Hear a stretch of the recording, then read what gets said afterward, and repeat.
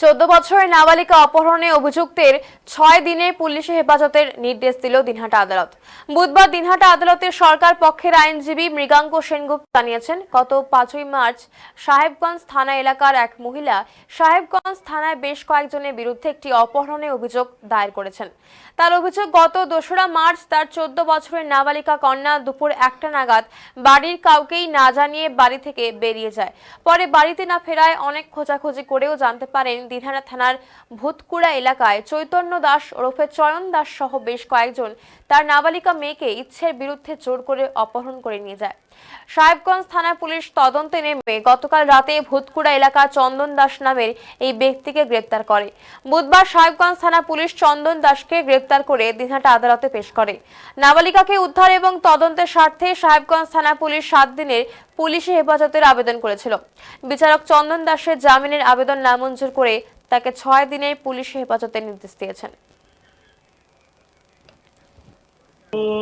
5/3/2026 তারিখে সাহেবগঞ্জ থানা এলাকার একজন ভদ্রমহিলা সে একটি অভিযোগ করে বলে যে গত 2রা মার্চ 2026 তারিখে তার 14 বছরের একজন নাবালিকা কন্যা দুপুর 1টা নাগাদ বাড়ি থেকে বেরোয় কিন্তু ফিরে না আসায় তারা এদিক ওদিক খোঁজখবর নিয়ে জানতে পারে যে ভূতকুড়া এলাকায় চৈতন্য দাস ওরফে চন্দন দাস সহ বেশ কয়েকজন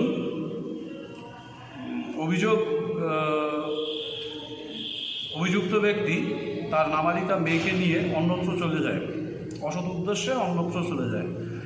সেই অভিযোগের ভিত্তিতে সাহেবগঞ্জ থানার পুলিশ তদন্তে নামে এবং তদন্তে নেমে চন্দন দাসকে গ্রেপ্তার করে আজ অর্থাৎ 11/3/2026 তারিখে মহামান্য এসিডিএম 2 আদালতে প্রেরণ করে এবং 7 দিনের পিসিপিআর করে। মহামান্য এসিডিএম 2 আদালত তার জামিন নামঞ্জুর করে তাকে 6 দিনের পিসি অ্যালাউ করা হয়। আমি সরকার পক্ষের আইনজীবী মৃগাঙ্ক সেনগুপ্ত।